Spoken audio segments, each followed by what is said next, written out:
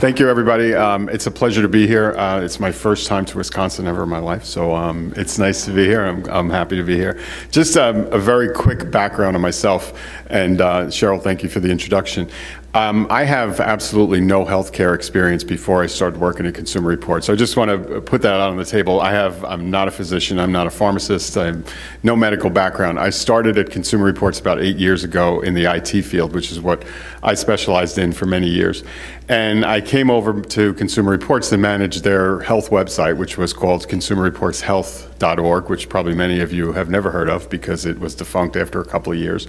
And when that happened, I was switched over to what they called Health Impact, which is my role now. And I've been doing it for about 5 years. And it really has been, honestly, the best part of my career. I've really been very happy doing it. What I bring to the table is passion. I am a consumer. I'm a patient, just like everybody else.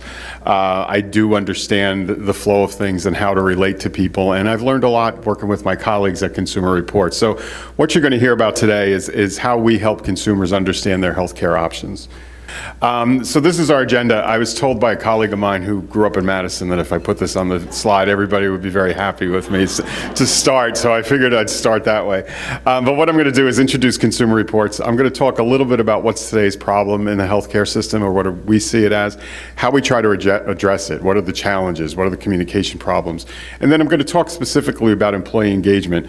One of the things that we've been working on since we started this in 2011 is really how to get employees engaged in taking care of their own health care. And I'll show a case study. I'll show you some things that we tried in the very beginning that absolutely did not work, and then some other things that we have made some progress with. So I'm going to talk about that, and then we're going to have some time for questions. So let me talk about introducing Consumer Reports. First of all, I'm not sure how many of you have noticed that we have a new logo and a new color scheme. We've changed this actually about a month ago. That's our latest issue. We were originally red and black. That was our scheme. If you all are familiar with Consumer Reports, we used blobs to indicate our ratings on products. That's the technical term, but they're the actual symbols, and we actually call them blobs in our organization. And they were red and they were black. Red indicating a very good product, how we rated something. Now that's kind of, if you think about it, that's really kind of anti what everybody else thinks. Red usually means stop and go. So we've switched it, we've changed, we kind of got a fresher look. It's all green now, so everything you see in Consumer Reports is green, and green means good. So that's a big change that we did. I'm sure we had a lot of studies about that. So let me talk about Consumer Reports, and I'm going to be very brief about what we are and what we do. But we are, and I'm not sure how many of you know it, we are a not-profit, okay? We take no money from advertising, and I'll get to that in a second. We are a staff of about 600. We have 4 locations around the country, 5 actually, I'm sorry, with our main office in Yonkers, New York, which is about 15 minutes north of New York City. That's where we test all of our products. So if you're ever walking through our home office, you'll see people dressed in suits, you'll see people dressed in shorts, you'll see refrigerators, you'll see washing machines, you'll see everything around, and it's quite a unique organization. So we have a team of engineers that work for us. We have editorial team. We have content folks. We also have lobbyists and grassroots organizers. I'm not sure how many of you are familiar with that, but we have about 1 million online advocates that work with us to try to promote change and push change and lobby at the White House and things like that. So it's a very active organization, and we really are about changing the world and changing consumers and making the world a better place for consumers, which really flies right into what we talk about with health. So as I mentioned, there are no ads. We take absolutely no advertising. We take no freebies. We take no corporate donations. You will never, ever see Consumer Reports have an advertisement on their website, in their magazine. I mean, our magazine is very thin because there are no advertising. And the reason we do this is to be independent. We don't want anybody thinking, whether we did it or not, perception is a big part of what we do.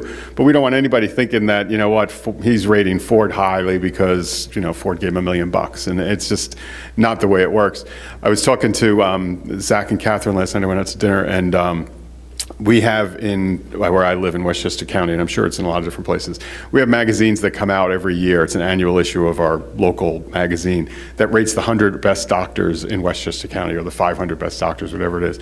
And if you thumb through it, you'll see an ad with a doctor, and he's the greatest orthopedist in Westchester County. And then right next to that page, you'll see an advertisement for his medical practice. So it's, we don't want that to happen to us. We don't want to be doing that. So we're very protective of our brand, and we keep it very sacred in how we do things. So Consumer Reports and health, a lot of you know we do refrigerators, we do TVs, we do cars, all that, but I don't know how many people really know that we've been in the health space for since our first issue in 1936. In that issue, we rated Alka-Seltzer, and I think we said something like it has more plop than it does fizz, in that it didn't really work as well as the ad said. We've done things around the dangers of smoking.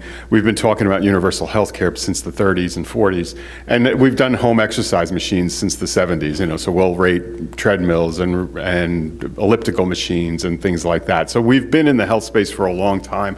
I just don't think people, see that as part of what our mission is, but it is. It's embedded in our fabric and everything we do. So what I'm going to talk about today is the problem in the healthcare system. And this isn't me saying this, but this is just everyone saying this, right? I mean, this slide always gets me all the time, but 30% of healthcare costs are spent on wasted care.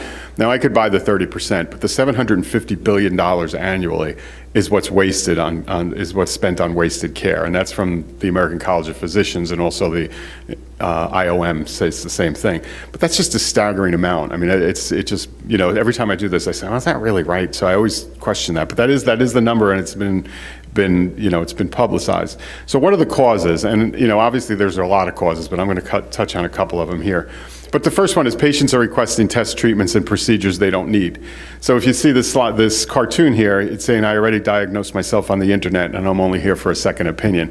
And that has got to be so true. I mean, how many people think, they read something online and they decide that, what, I'm having this problem and I'm going to go to the doctor and tell them I need an MRI for back pain.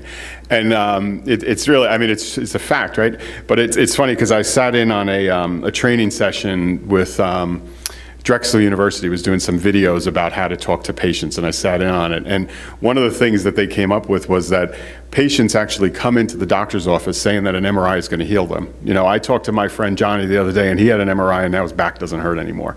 And there's absolutely no medical way that could happen, but it's what people are faced with, and it's what physicians are faced with today, is that they're getting this from people all over the place, and it's hard, it's difficult to combat that. So also providers are performing services that are unnecessary and could be harmful. On this one you could see offhand, I'd say you're suffering from an arrow through your head, but just to play it safe, I'm ordering a bunch of tests. It's kind of clear there, right? You don't really need the tests. We know you have an arrow in your head. But this is, it's a culture thing, right? Everybody, I know I'm a victim of this. I do this all the time. But, you go into your doctor's office and he's telling you that you have, you need this EKG and you need this blood test. And who's going to sit there and challenge their doctor? It's not in our culture. It's not something we do. Consumer Reports, we stress that. It's really important to have a conversation with your doctor, and I'll talk a little bit about how we think we can talk, how we position that. This one, cultural norms and misleading advertising can lead to inappropriate care. If you look at the ad on my right, that's a Lunesta ad for sleep, right? Who doesn't want a butterfly flying around their face? It's just engaging, right? It gets you involved, and it's not necessarily misleading. Lunesta is going to help, but it's also kind of putting you in this la-la place. This is great. I would love to do that. The other one, and Tierney, maybe you could hit that video. I'll talk about this video in a second. Scalpel. Scalpel. I have no idea what I'm doing. I'm just a TV doctor. I never went to college. Yeah. And if I had to watch an actual surgery, I'd probably faint. I don't do blood. But now, thanks to Cigna, I can do more than just look the part. Now I can make a real difference. Is that a foot? We are the TV Doctors of America. And we're partnering with Cigna to help save lives. By getting you to a real doctor for an annual checkup. So go, know, and take control of your health. Doctor poses.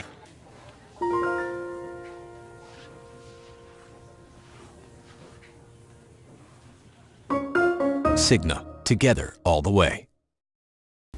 So this is just an example, right? That's a great ad, but the issue here is, first, there's a lot of controversy about whether or not you really need an annual exam. That's, there's a lot of physicians out there and medical practices that saying that an annual exam isn't necessary. You don't need that. You do have to have a relationship with your doctor, but you don't necessarily need an annual exam. But on top of that, Cigna is presenting here with, I'm a health plan, but look at how I care about you, and they spent millions of dollars on this. those guys can't come cheap. But it's just, again, it's probably not a terrible example of an ad, but it is interesting of how people try to play on, what you expect and what you see. So that it's just it strikes a little chord with us when we see something like that.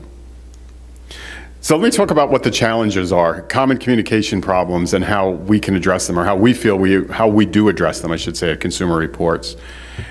These 5 communication barriers, these are the top 5 things that our editors and our team of writers look at when they are trying to figure out how to communicate a message. So this was all based on a 2012 report from IOM. We did some cognitive research and surveys and focus group studies, and then we've been doing this for 80 years, so we feel that we're comfortable in talking about this.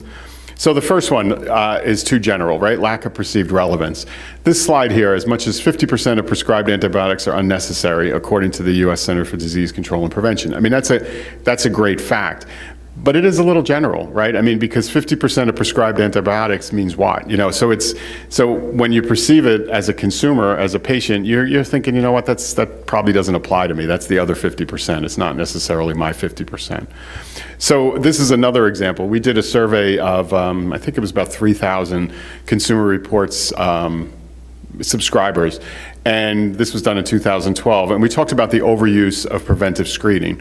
And in here, if you look, the ones that are checked are the ones that they most agree with. So most people agree that it may harm thousands of patients nationwide, not necessarily that it may harm you and your family. So again, these are examples of how people feel and how they perceive things, that it's not necessarily your problem, right? It's not my problem, it's somebody else's problem. So the messages are always too general, and we feel that we should get to that. So we feel like an important piece of this is that you need to keep it personal.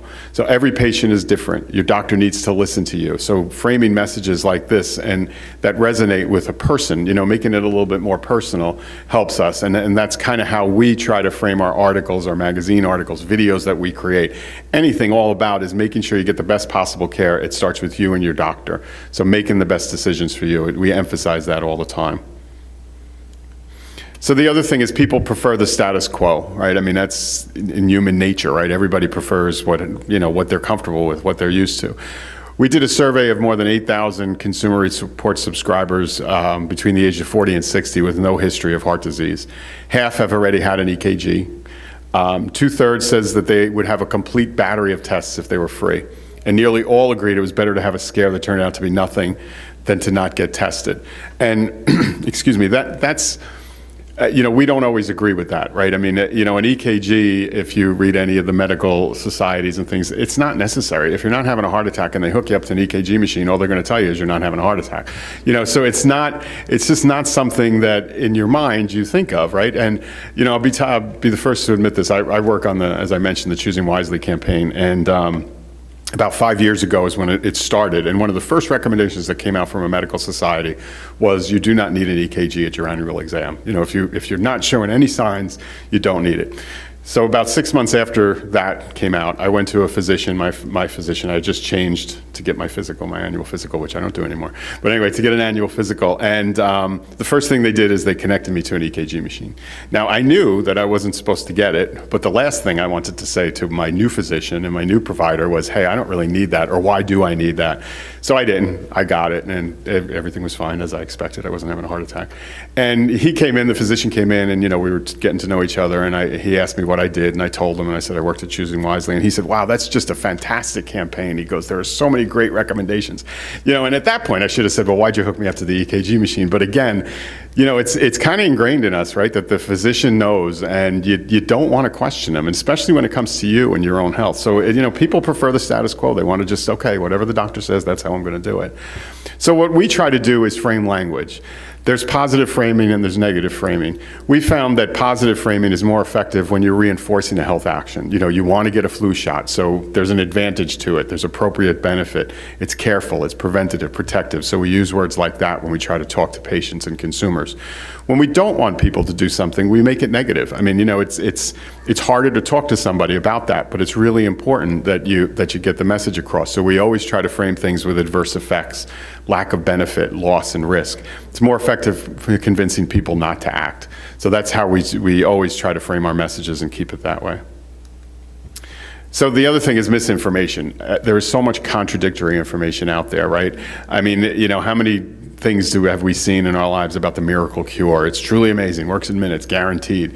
You know, the internet and media is so prevalent in everybody's society today, you know, that most of the information that people gather, and I'll be the first to admit it, is from a Facebook post, right? I mean, I saw on Facebook, my friend said that, you know what, he had this test and it cured his cancer. So you know what, I'm going to do what my buddy said because he put it on Facebook. It's got to be true, right? So, you know, so it's just, there's so much more, and social media is so dangerous with that. And again, social media is great and it has its place. It's there to get the message out, but I think everybody just needs to understand that there's as much misinformation as good information on social media and many of the media things we cover. So what we believe in is telling the whole story.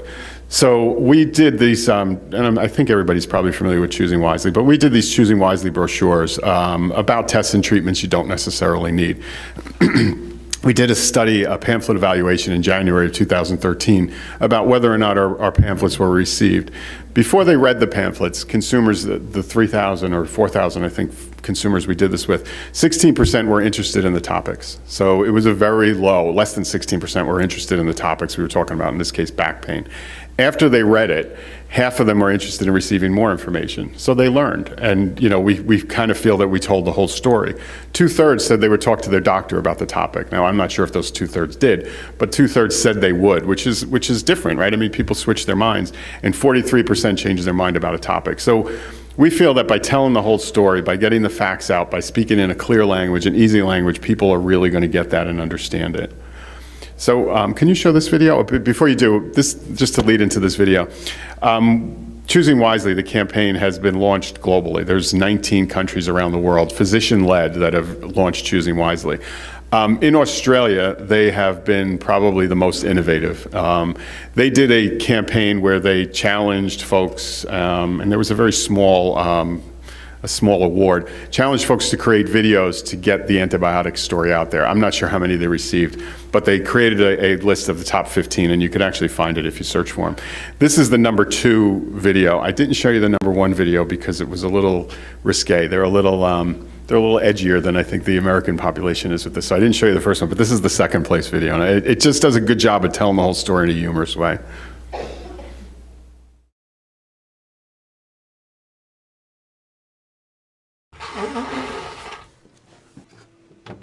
Got a cold, mate?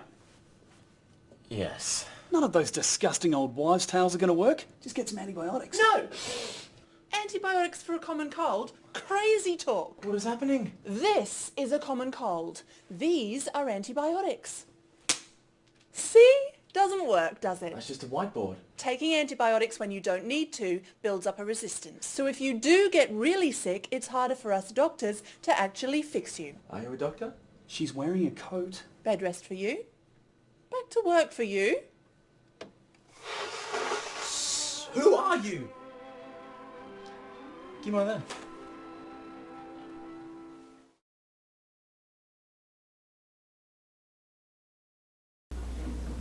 So this is just a way of telling it, but I think it does a very simple job, and it tells really the whole story. It really comes out, it's clear, it tells you why you shouldn't take them, it tells you the danger of it, and it just kind of gets to the point. So the next things I want to talk about is the information is complex. It's unclear. I mean, you know, you can get so much different information, and again, it goes back to contradictory as well, but it's really unclear in how the messages are portrayed.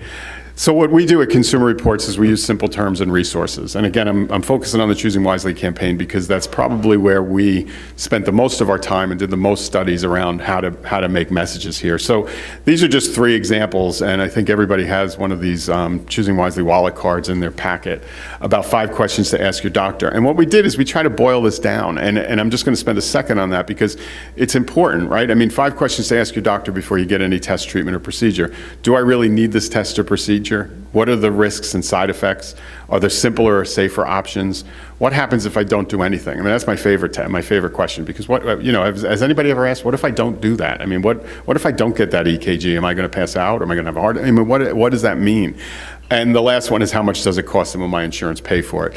That's a loaded question that we won't really talk too much about, but we felt important to keep it in there. So again, what we tried to do is boil things down as simply as possible so consumers can understand it and should be comfortable in asking these questions to people. The other thing we do is we use social media and videos to try to get the message out. And again, I talked about social media being a little dangerous, but we feel that it's important to play in that area. So on the left hand, my right hand side, there's a tweet that we do every Wednesday. We do something called Choosing Wisely Wednesday, where we promote the use of wallet cards, and we feature different people every week. We've had doctors holding up the cards. We've had patients holding up the card. I think next week we have Mickey Mouse holding up the card. So, what we're trying to do is various ways to get the message out, and the idea is to get people engaged in the ability to do this. And we offer people free wallet cards. So if you follow the link, consumers can ask us, can send us an email, and we'll send them wallet cards that they can distribute to their family and friends. And to date, I think we've distributed about 80,000 of them, which started in June. So we're kind of excited. We're hoping that we see them popping up and they're not just sitting in somebody's mailbox somewhere. But it's an important thing, and it's a good way to get the message out. The other thing here is video. I'm sure you're all on social media via Facebook or Twitter or whatever, Instagram, which I don't really know Instagram, or Snapchat, that's beyond me. But video is so big, and I want to show you this video here, and this is kind of long, but I'm going to stop it after a minute or two. But this video was created by someone that had no ties to the Choosing Wisely campaign. They felt it was a really good campaign. They decided to create this video, and it's had like over 250,000 views on YouTube, and it's been showing up everywhere all over the world. So maybe you could just run this for a second.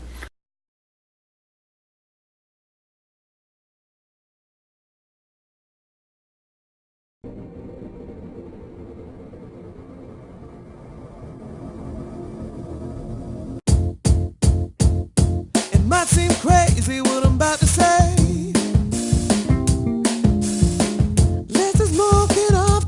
Best way. There are test treatments and procedures you don't really need. While some are very useful, some are best mislead. Now we're choosing wisely. Body scans and your exams can do more harm than good. We're choosing wisely. Imaging for minor things that may not give you the truth. We're choosing wisely. Antibiotics for a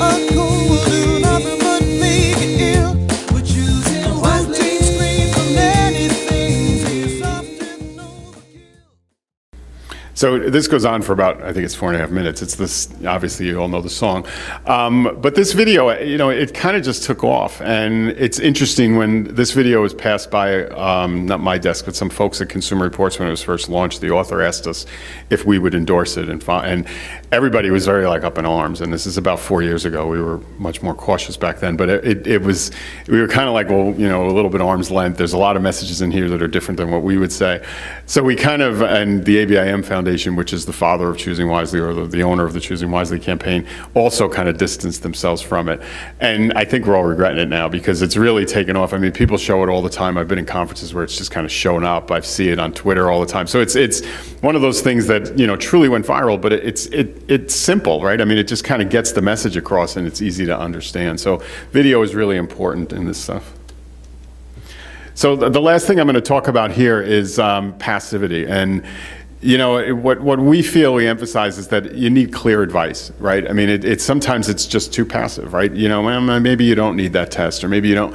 We come out and say, you need to talk about this, and you need to have this conversation. So we try to be very clear. We try to get our reading material down to a level that anybody can understand it. I mean, medical jargon is very complex. It's very hard to understand. And what we've tried to do is create resources and material that really just get right to the point. It just comes right out and says what you need to do and what you should do. The other thing that we try to do is emphasize what you should do, like a lot of what we talk about is what you shouldn't do, right? So you don't need an antibiotic for that. But what happens then is a consumer or a patient is sitting there and they say, well, now what do I do? All right, you're not giving me an antibiotic. I still feel like crap and I got to go to work. So what Consumer Reports tries to do, and we try to always, and we emphasize this, that you should give advice on how to get them and what you should do. So instead of taking an antibiotic, drink hot tea, and I'm making that up, but whatever the case may be, you always should have something that you can get to. So what I'm going to talk a little bit now is employee engagement and the appropriate use of healthcare. And I'm calling it a case study just because it talks about things that we tried to do, and then also gets into some of the things that we've had some success on and what we think we've had some success. So let me just kind of frame before I get into this. The way that we work, or our operation, the way the health impact team works in my group, is that we partner with organizations across the country to get our message out. So we understand we have 9 million or 8 million or 10 million subscribers to our magazine and our online presence. We want to get beyond our subscribers. So we feel a way to do that is through employers and having employers deliver this message. So we work with organizations like the Alliance. We partner with groups like that. We have other organizations like the National Business Group on Health, the National Business Coalition on Health, who's actually the Alliance today, the Alliance of Purchasers Healthcare Coalition. They changed their name. But anyway, there's a variety of groups that we work with that we try to get to them messages that they can deliver to their employers and therefore go to employees. So we've done a bunch of things that in working with them to try to improve the way we've done this. So I'm going to talk a little bit about that. So in 2012 and 2013, we were very new at this, and we tried different ways of doing it. The first things we found, they were too long. So we created these Choosing Wisely brochure. This is about hard decisions about cancer. The thing is 6 pages long. It was written at a 11th grade reading level, so it was written the way our magazine is written. It's a lot of jargon, and it really just kind of fell off the plan. I mean, nobody read it. It just was not well received. It just didn't have the right information in it. The other thing was it was too boring. Maybe you could run this video. This was, and I'll just give you a couple of seconds of this one, but this one was written about was created for the campaign, about the campaign and how to learn about it.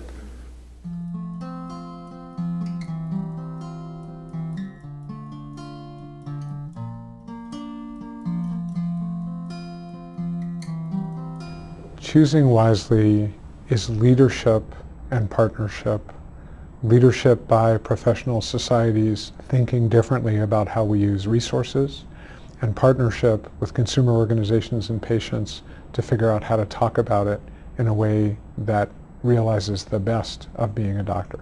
It is bringing together the patient and the doctor using the same script and the same goals to achieve what we all want, which is better health care in America.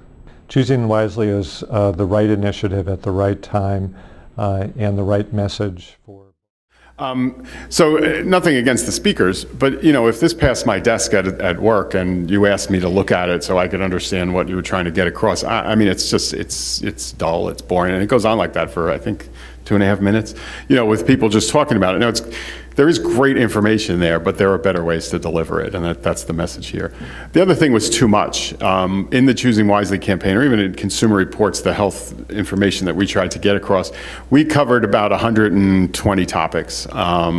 And what we did is we created a website where they were just listed. So you could go on this website and there were 120 topics, and it just didn't work. No employees were going to land on this page and look through it and just have access to it. It just didn't work. We got absolutely no traffic, we got no interest, and so we failed. So these were 3 techniques that we failed on, and they just did not hit it off. So we did a study in 2014 where we had over 3,000 people in a focus group. It wasn't a focus group, I'm sorry, it was a phone survey, I believe.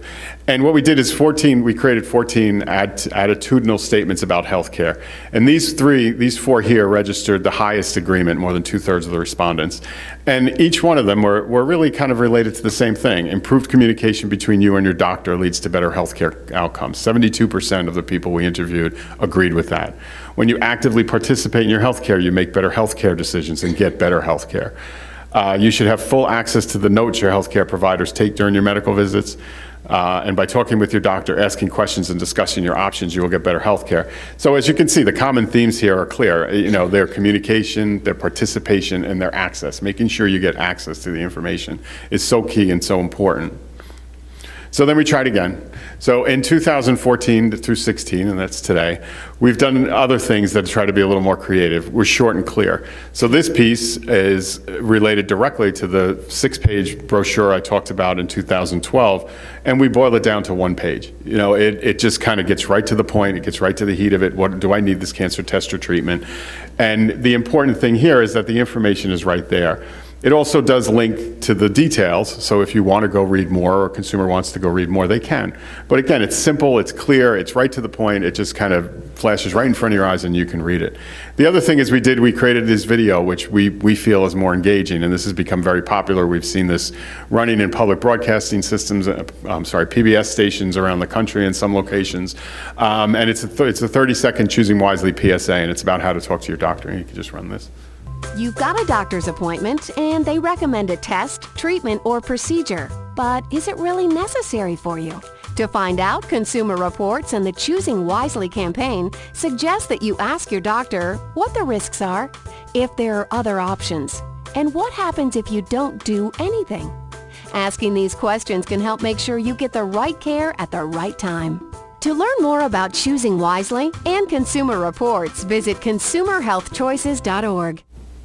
So again, with this one, right, I mean, it's a little bit more engaging. You kind of get it. It gets to the point of what Choosing Wisely is all about. It's about asking questions. So, we created this. This has been a big hit. We've been very happy about it. The other thing we did is we categorized content. So no longer do you have to go to our site or go to a place and kind of go through a laundry list. We've categorized it, we created this implementation guide about how to implement the Choosing Wisely campaign. We have it broken up by communities, by employers. So if you're an employer and you want to implement it, you click on a tab and it'll walk you through step by step on how to do it. So, we've learned and we feel that we've done things that have made it a little bit better. I wish I could stand up here and tell you that if you want to implement any kind of consumerism in your environment for your employees, do this. I can't tell you that. We don't have a silver bullet, but we've tried a lot of different things and we've had some things that resonate. So I'm going to talk about one specific, one specific thing we've done recently. It's called Making Healthy Choices. What this issue is, it's about what we're talking about here. Patients are faced with many healthcare choices and employers are interested in helping their employees make smart health choices. This was started by IBM. IBM reached out to us and asked us if we would work with them on creating a tool for their employees that they can help create a tool for them so they can help their employees understand that they need to engage in their healthcare, that it's not somebody else isn't going to worry about this. They need to be active in it. They need to ask questions. They need to understand what their options are. So we created a tool called Making Healthy Choices. It's a video. It's similar to the one I just showed you, but it's long. And for IBM, it's like 9 minutes. It's broken up into chunks now so somebody can implement it in smaller chunks. But IBM asked us to create a long one. And it also has a website. So after you look at the video, you can go to this website and everything that's on the video is referenced in this website. And we also created a mobile app, a very simple to use mobile app. It's only for iPhones right now. That kind of just, again, as a companion tool for making healthy choices. So we rolled it out with IBM. This is actually a view of it. That's the website and that's the video. I don't show the mobile app just because it looks both very similar to it. But again, it's broken up into a way that an employee can kind of navigate through it. I mean, that's the whole intent and purpose here. So we had, IBM was the first one that did it, and then we had 7 other groups that piloted it for us in the summer of, I think it was last summer. And these were just how they did it, right? So first of all, IBM hosted it on their intranet site, and they linked it up with employee wellness tools. They also offered incentives, including Consumer Reports subscriptions, but they also offered incentives to their employee if they took the video, they watched the video, and then they took a survey. I believe that they have 95,000 employees that they rolled this out to. I think they had about 12,000 employees that actually watched the video and went through the whole process of answering a survey. We were kind of disappointed in that, to be completely honest. I was like, oh, only 12,000. But they were like ecstatic. I mean, they were jumping up and down that they got 12,000 people to actually engage in a wellness tool on their website. So we were happy then, but we didn't think we were going to be happy after 12,000. Case Western Reserve University, they included this in university-wide newsletters and their wellness intranet site. They distributed posters and they also distributed the wallet cards, and they offered $100 Visa gift cards via a lottery system if you took a survey. So we put a survey out in our first launches just because we wanted feedback, and if people took the survey, they had $100. They got a $100 Visa gift card. They were entered into a lottery for $100 gift cards. Bath and Iron Works, this is an organization up in Maine. They included employee newsletters and announcement to employees at staff meetings. They offered iPad Air 2s via a lottery system if you took the survey. All 3 of these organizations were really positive with the results. They continue to use it. I know Bath Iron Works, which is actually manufacturing company, and most of the people that work there are not in front of a computer. So they've actually created electronic billboards with our information on it and with which information here that they can link off to it when they get home. So they've sent information out around that. So what were some of the things we learned or things we heard from employees themselves? So we created the survey, we asked them to put the information in. So if you look at some of these, and I'm not going to go through them all, but one of my favorites is sometimes the best treatment is no treatment. So after watching these videos, an employee walked away and learned that, and they used that. To not rely on one source of information. Again, very simple, very clear. I'll review those questions before going to my doctor next time. Whether or not that person did that, I don't know, but they put it down in the survey. And, that some tests or procedures could actually have a negative impact on the patient. So we were really happy about the results. We were really pleased that employees took the time. Again, they were entered into a lottery, but they still took the time to answer these questions. It wasn't whether they had good answers or bad that they got them in the lottery. But, so we were really happy about this, and we took the time to invest in a little bit in this and kind of tweak the product a little bit. Specifically, we changed the video to include a doctor. So the video is actually launched with a doctor speaking, because one of the comments we got back was why do I trust this message? Who do I trust this coming from? So we put a physician in the first 30 seconds to try to introduce the whole topic and introduce it. We also created a little bit more of a streamlined effort, and again, broke the video up into chunks. So the lessons learned from employers as they rolled it out is that it's best to offer an incentive, make the content easily accessible, and be clear that participation and use is optional, and that it's a free tool offered by a trusted nonprofit organization, and it's not affiliated with your health insurance plan. We've done a lot of work with employers, and we've found employees themselves, and we found that they don't trust their health plan at all, right? I mean, they always think there's a cost there, right? That the reason they're telling you not to get that is to reduce costs. The second people they trust less is the employers, right? They don't trust employers because it's the same thing. If my employer is trying to save money, so they reduce their costs and benefits. But they do trust outside sources, and we like to brag about it, but we do feel that Consumer Reports is a trusted source. Also, another source that's trusted is physicians. People trust their doctor. Whether or not they're good, bad, or indifferent, people do trust their doctor. So much of what you'll see in this video and our collateral itself is branded with physicians. It comes from physicians. It comes from Consumer Reports, and it comes from physicians. So it's really, to us, we think it's really powerful and adds a lot. So employee feedback. After using the tool, 92% reported they would ask their doctor questions before agreeing to a test or treatment. 55% said they'll request fewer medical tests or medicine. 73% will return to making healthy choices in the future, and 93% will recommend it to family or friends. So obviously, this is something that we're very happy about. Again, I would like to tell you that implementing this will be, the be-all and end-all, and everybody will get healthier and all that. It's not. It won't. We all know that. You got to continue to beat the drum. You got to keep passing the message on and getting the message out. So what did we learn, or what has Consumer Reports learned about employee engagement through this effort? And again, we've been doing this through employers and through employees for about 5 years.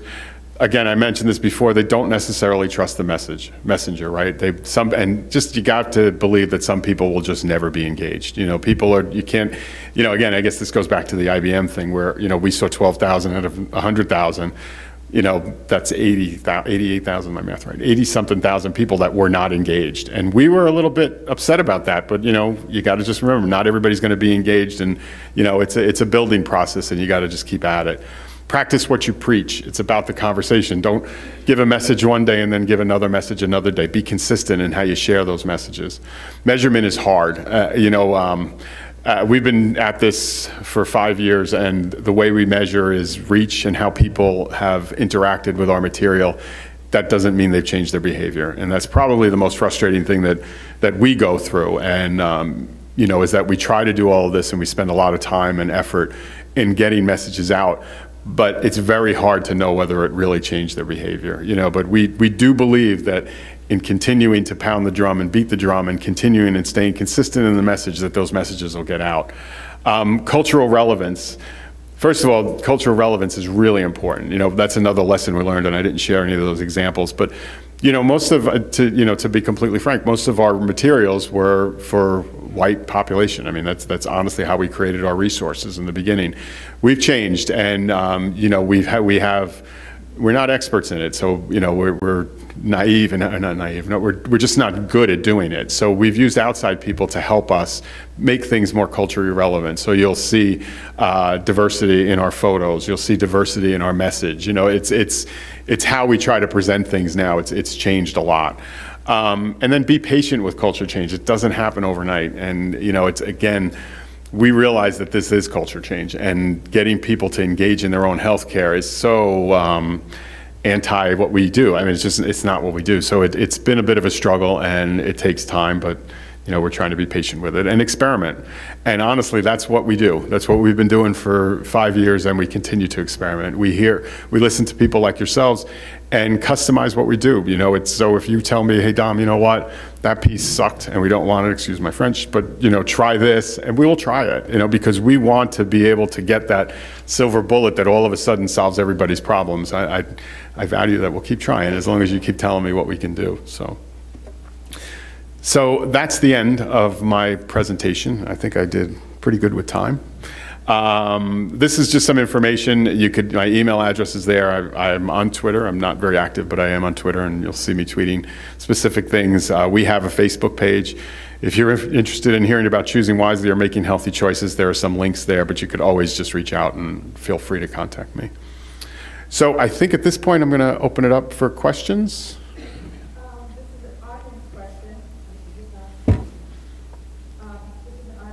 Was handed to me is Consumer Reports advocating for the elimination of prescription medication advertising? I can't really answer that. I don't believe we're advocating for that. I think we advocate against it, against how they do it, but not necessarily against it. We haven't really taken on like big pharma and things like that. So, we do believe that they're misleading. We'll talk about that at every angle, but I don't. Again, it's a little bit outside of my area, so I'm not really sure how much true advocating against it is going on. Sorry, I don't have a real great answer for that. This came in by text. The Consumer Reports questions that are on the 5 questions cards are great, but how do you help consumers evaluate the response? In other words, how do they know whether they're getting is a good answer? That's a great question. I don't know if there are bad answers, right? I mean, I think that the fact that you're engaging, and that's what we believe, the fact that you're engaging the physician and he's taken the time to answer the question is key. And, don't get me wrong, we're not naive here. We understand that if a physician is on the other end and doesn't want to hear about the questions, that they're going to be very receptive and say, oh, great, ask me more questions, because a lot of physicians aren't. I was telling the story last night at dinner. I went to a conference and did a similar thing like this back about 5 years ago, and it was with a group in Connecticut, and there were about 200 physicians in the room. There were also some employers and things like that. And we were talking about the 5 questions because that's when we had first launched them. And after the conference, I was outside at a table, and I had posters and things like that out there, and I was talking to people. And one of the physicians, who was a leading physician in the organization that actually put the conference on and invited me to speak, I was talking to him about it, and he was saying what a great campaign this is and all that. And I said to him, well, you know what? Why don't you take these posters? I'll put your logo on them. You could hang them up in your exam rooms and your waiting rooms. And he looked at me and he said, are you kidding me? He goes, I don't want my patients asking me any more questions than I'm going to let them ask me. So it was very frustrating.